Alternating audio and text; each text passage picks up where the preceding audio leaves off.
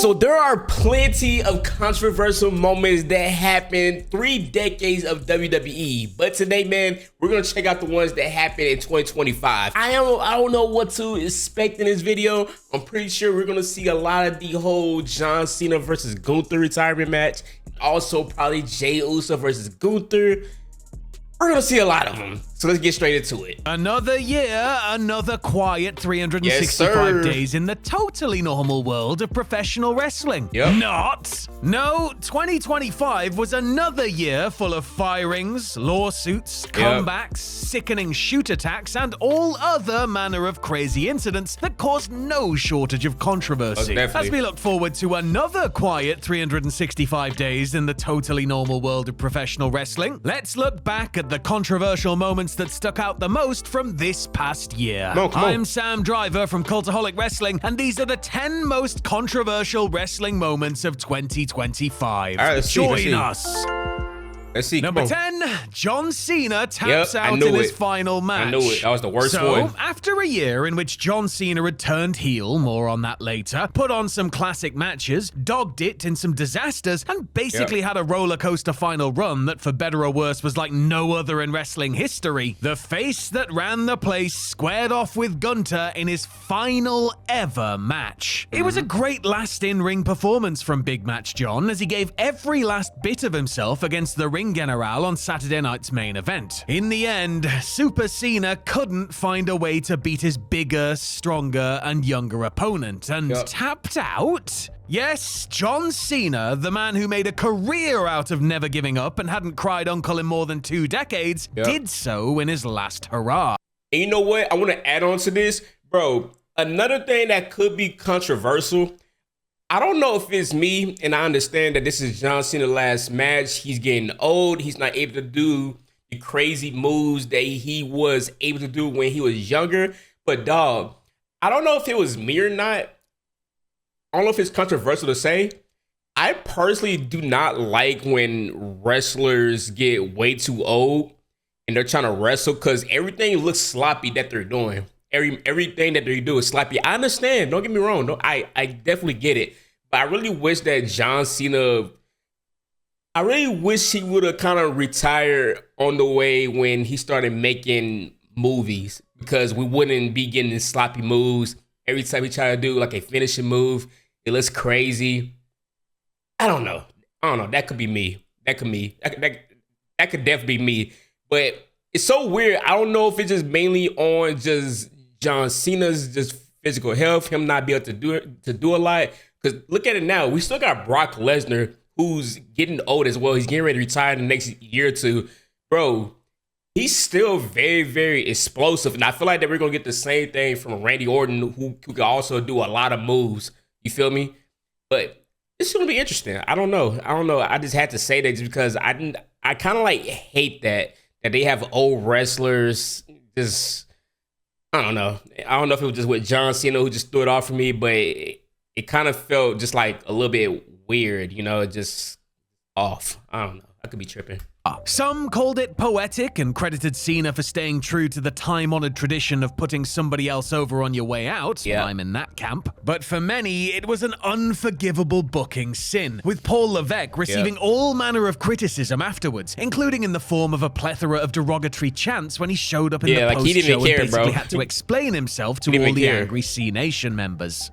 Number 9, WWE release Ridge Holland while he's injured. Wow. WWE have released people while they were on the injured list before, but such decisions are bound to attract more scrutiny in the social media. You know what? They must then, usually WWE doesn't do things like that. Usually like you have like a big star who gets like hurt in the beginning of their like come up, and then if WWE sees like potential in them and the fans like want them, usually WWE gives them a chance. I'm kind of shocked on why they did not do it with this guy. Your age, especially when the performers themselves are outspoken against them. 2025 saw Carl Anderson get cut while he was recovering from surgery to repair a torn rotator cuff, while later in the year, Ridge Holland was told his contract wouldn't be renewed when it expired, despite him being out of action due to an injury suffered while working for TNA at WWE's behest. Holland, who was also looking at potential neck fusion surgery in his near future, went public with his frustrations at being hung out to dry by WWE, and shared his fears that he wouldn't be able to pay for his mortgage without a guaranteed income, having already had his downside guarantee drastically reduced when he re-signed with WWE a year prior. WWE then terminated his contract early after he made his comments. Wrestling fans were critical of how WWE handled Ridge's contract situation, though the Yorkshireman did stress that the company were paying for his surgery and rehab. WWE also received criticism in some quarters after it was revealed that Andrade had a one-year non-compete following his release. Number 8, Tiffany Stratton and Charlotte Flair shoot during SmackDown.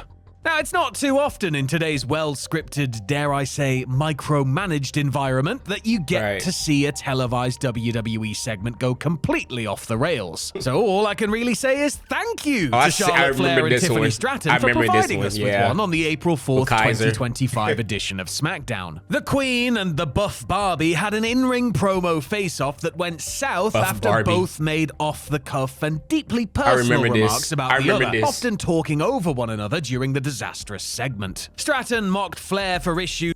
Bro, you know what's so crazy about this? I'm pretty sure fans that when this happened that night, bro, I'm pretty sure a lot of fans thought that this was just them following the script. Bro, if you guys did not watch the whole like Unreal thing on Netflix, the WWE, bro, Triple H was so confused. He was like, is this a part of the script?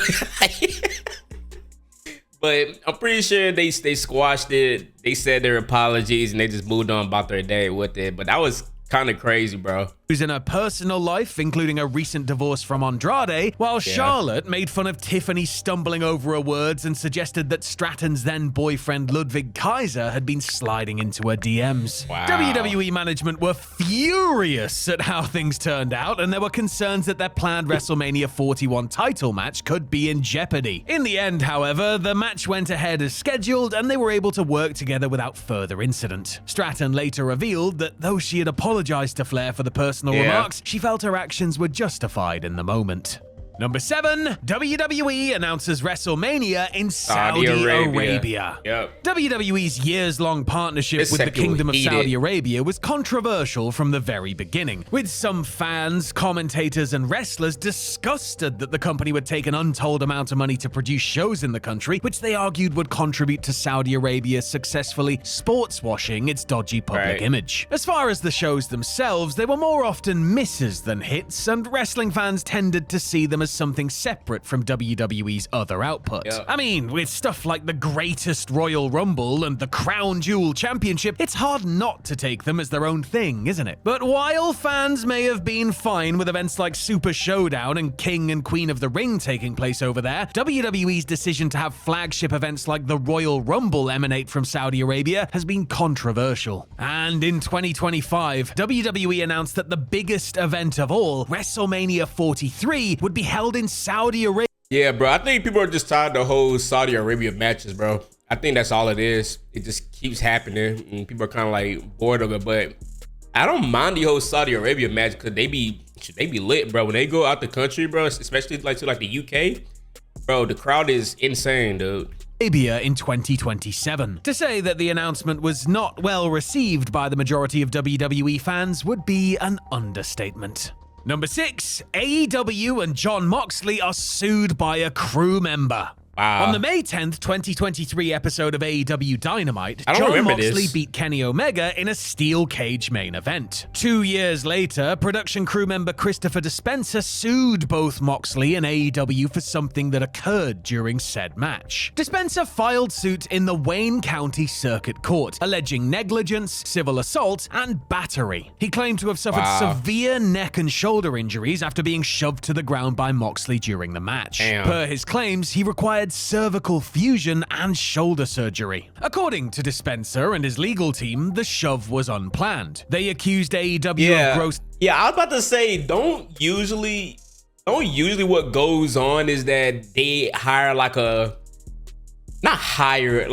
don't usually sometimes like a random person or like somebody that's in the crowd is somebody who is a wrestler and they're paid by WWE or whoever. And same thing with the camera people. Some of them are not actually like camera people. Some of them just like a prop, and you can do whatever the hell you want to do with them.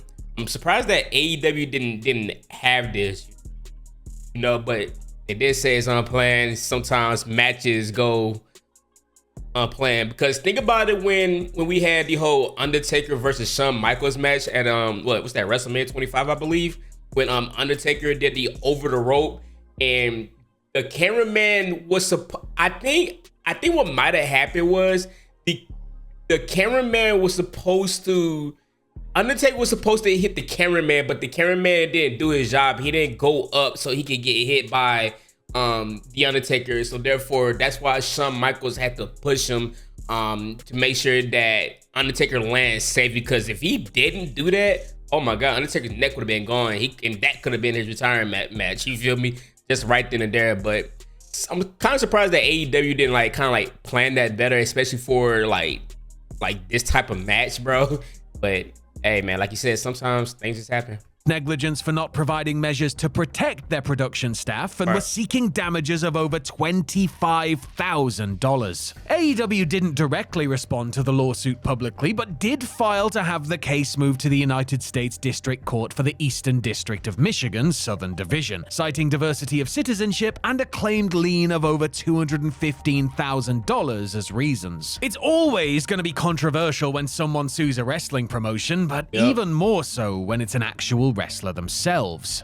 Number 5, Ryan Nemeth sues AEW, Tony Khan, and CM Punk. Which brings us to this, another legal headache for the lawyers representing All Elite Wrestling. Even though CM Punk left the company in 2023, things that were alleged to have happened during his AEW run were still causing problems for company CEO Tony Khan in 2025. Former AEW wrestler Ryan Nemeth sued AEW, Khan, and Punk, alleging assault, breach of contract, breach of implied covenant of good faith and fair dealing, and intentional interference with prospective advantage. In the suit, Nemeth claimed that Punk undertook a campaign to terrorize and intimidate him, while AEW and Khan did nothing to protect Nemeth and other wrestlers from Punk's conduct. He further alleged that Khan and AEW had attempted to blackball him from the wrestling business after Punk was said to have attacked Nemeth backstage, the problems between the two performers resulting in the former Briley Pierce being sent home from an AEW show. Nemeth later filed to voluntarily dismiss his lawsuit, and the case moved to private arbitration, which also happened to the lawsuit that Kevin Kelly and the Tate twins initially filed against the promotion in August of 2024. Number 4, Nixon Newell and Miranda Alizé walk out of AEW Collision. There's a perception in the wrestling world that certain talent in AEW have, at least in the past, took the mickey just a little bit when it came to turning down creative plans that required them to do jobs. Yet, while you can sort of see the thinking behind...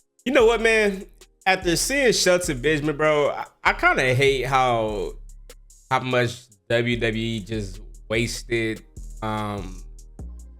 Shelton Benjamin, bro. He could have been so much more than what he is right now. And when it's time for his retirement match, bro, I don't even think he's not gonna do it in WWE, obviously, but he could have had so much potential, bro. And I don't know, this is kind of off topic on like what the video is actually about, the whole controversial stuff.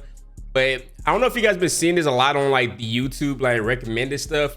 They was just saying how like WWE really doesn't really like push like black wrestlers unless you're Samoan. And it's like, it's so crazy to think about this, because we really didn't have, like, don't get me wrong, we had Booker T, but we had a little bit of, we had a little bit of Mark Henry, but it's like, damn, bro, that's kind of like crazy on how like true it is, bro. It's like they really don't push nobody right now. Like, I don't know. Like, I could name so many people that are like black and who they could have pushed, but that's off topic.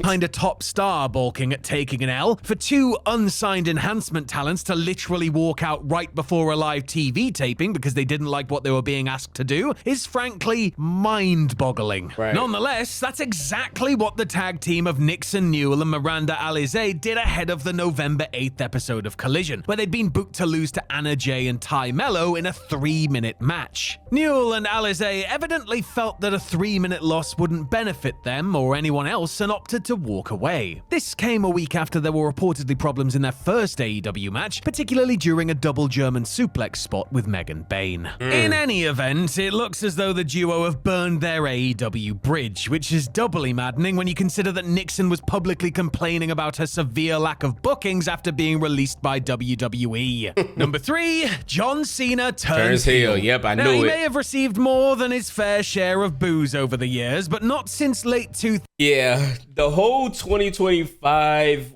went from being good with the Netflix era, John Cena turned heel. We thought that we was finna get a banger. We got the exact opposite, buddy. Like, I ain't gonna lie, bro. You got Travis Scott slapping the hell out of Cody. Cody finishing his story. Hey, bro. 2003 had John Cena actually got been us. a proper full-on heel. He'd not only been a face, but the face of WWE for an age when he announced that And also, too, I also wanted to say this. I'm not gonna be the person who say that. I'm not gonna be that person who says that Vince would have did something different, because let's keep it a buck. Triple H has some questioning decisions, but so does Vince. I can only imagine what the hell Vince would have done for John Cena's retirement match. Honestly, I don't even know. 2025 would be the final year of his in-ring WWE career. And while most assume Big Match John would simply go on a dream match tour before taking his rightful place in WWE's Hall of Fame, he and WWE shocked the world when he finally became a baddie once again, completely throwing his last time as now run on its head. After winning the 2025 Men's Elimination Chamber match, Cena aligned with The Rock and viciously beat down WWE champion Cody Rhodes. This was controversial in its own right, but even more so due to the involvement of rapper Travis Scott, who messed up the American Nightmares mug with a stiff shot. The controversy continued at WrestleMania 41 when Cena beat Cody to become a record 17-time world champion. The presence of Scott and absence of Rock being major talking points afterwards. Number 2, Brock Lesnar returns. Everybody's Brock tired of it. Lesnar was supposed to show up as an entrant in the men's 2024 Royal Rumble match. In the days leading up to it, however, the Beast Incarnate was implicated in Janelle Grant's bombshell lawsuit against Vince McMahon and WWE. I remember this. Lesnar was subsequently pulled from the Rumble, and all creative plans for him going forward were shelved. Given how long Brock was off TV, coupled with the fact that,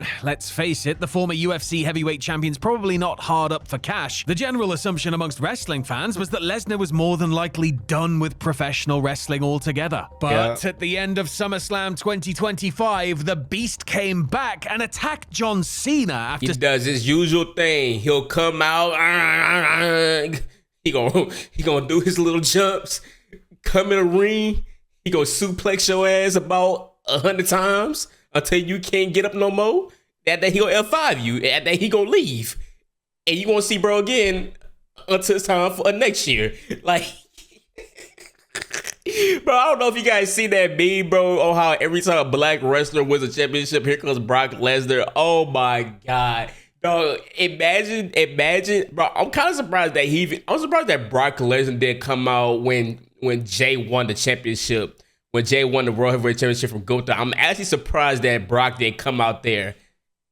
If we had a Jay Uso versus Brock Lesnar match, oh my God, Jesus. Cena had dropped the WWE title to Cody Rhodes in Night 2's headliner. The reaction to Brock's return was swift and, in some circles, highly negative, as people couldn't believe that WWE would bring him back while he was named in a high-profile ongoing lawsuit. It should be stressed that Lesnar himself is not a defendant in that suit and has not been charged with anything related to the allegations contained within it, but the nature of things he is accused of has been enough to turn some people off. That's not why, bro. People didn't care about the lawsuit going on. I feel like the main reason why people did not like Brock Lesnar, you got to think about it, bro. Ever since Brock Lesnar retired Undertaker, bro, ever since Brock, and say I'm lying, ever since that Brock Lesnar retired Undertaker, bro, people have been hating this man for whatever reason, but you can't hate him, bro. You literally can't hate him. Vince has made a bad decision. If you ask me who should have retired the Undertaker, it should have been Roman Reigns by far, 100%. But a lot of people talk about it when Brock Lesnar is in the picture, in the conversation. It's hard to say, but Brock gets what he wants. Say I'm lying. You can't say I'm lying, man.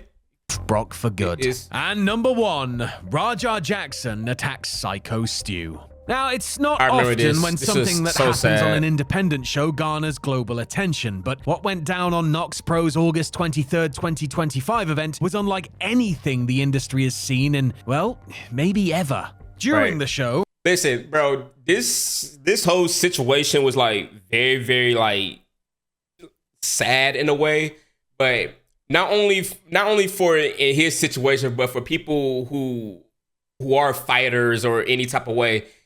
Especially if you're a guy, right? You have to understand that you gotta be able as a guy, bro, right? You gotta be able to control your emotions, bro.